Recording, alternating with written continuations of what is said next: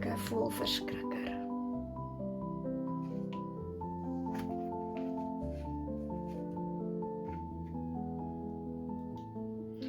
Die vreeslike voëlverskrikker. Vanoggend kom boer Frans met 'n snaakse mannetjie onder sy arm by die skuur uitgestap. Kyk Boel, dis 'n voëlverskrikker, sê hy. Ek gaan hom in die saailand sit. Kom jy saam?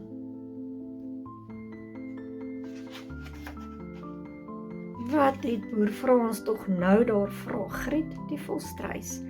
Hansie Haas verduidelik. Dis 'n mannetjie van strooi. Boer Frans sit hom in die saailand om die kraaie weg te jaag.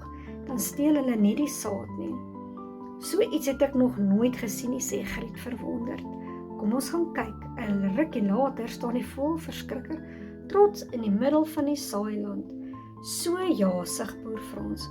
Nou sal daar die skelm kraaie dit nie weer naby my saailand waag nie. En dit alles te danke aan? Nou ja, wat sal ons die voëlverskrikker noem, Boel? Hoe klink Fani? Woef woef, blaf Boel opgewonde. Goed, dan is sy naam nou Fani, besluit boer Frans.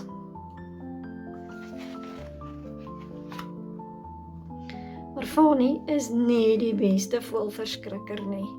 Hy lyk so vriendelik dat die kraaie glad nie vir hom bang is nie. Sodra boer Frans sy rug draai, vlieg hulle maar net weer na die saailand in. Ons skrik nie vir 'n bietjie strooi en 'n paar stukke ou klere nie, lag een van die kraaie. Kom eet, vriende, kos is op die tafel.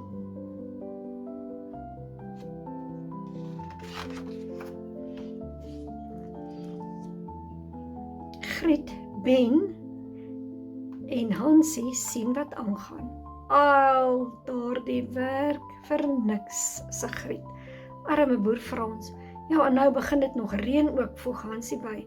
Wat 'n slegte dag. Die wind begin waai, dit lyk vir my, daar kom 'n storm op. Kom ons gaan liewer terug werf toe, sê Ben.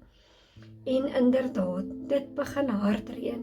Die diere sit veilig in die stal en kyk na die onweer. Arme Fani, roep Hansie uit, sal hy die storm oorleef? Sodra dit op 'n reën gaan ons kyk, verseker Griet hom. Die storm bedaar en die diere gaan soek na Fani die voëlverskrikker. Die wind het hom ver weggewaai. Hulle kry hom onder 'n boom. Hy lyk erg verniel. O aarde, sê Hansie, daar's nie veel van hom oor nie. Selfs sy kop is af. Kom ons verras vir boer Frans, dan bou ons vir Fani 'n nuwe lyf en kop. Stel ore die donkie voor. Ons kan 'n nuwe kop van hierdie pampoen maak, stel Lenietjie voor. Dis 'n goeie plan, dink Hansie. Ons sal die pampoen aanrol, dan soek julle so lank ander goed om Fani meer reg te maak.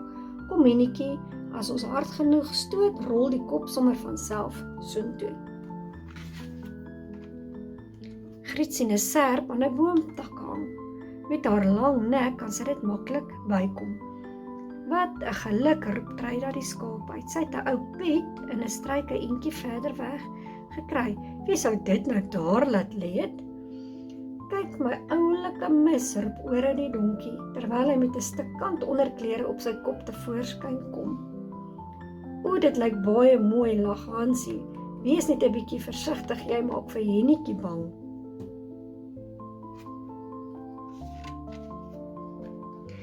Met 'n bietjie swart verf teken Hansie vir pampoen 'n gesig. Hierdie keer maak ek vir hom 'n wrede gesig, sê Hansie wat hard aan die werk is. Kyk hier, kyk wat het ek gekry, sê Hennetjie. Ek gaan vir Fani 'n pruik van hierdie struik maak.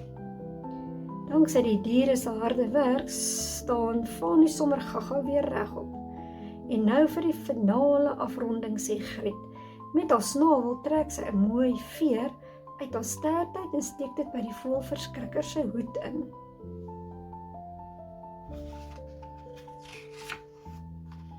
Ook net betyds, want daar kom boer Frans en tant Mien aan.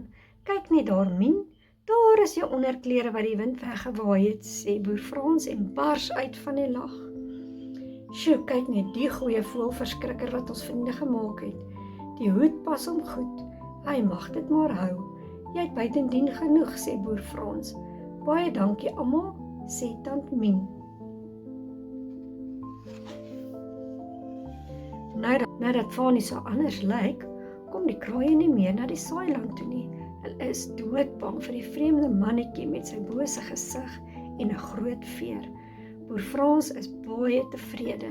Danksy die plaasdiere het hy 'n uitstekende oes.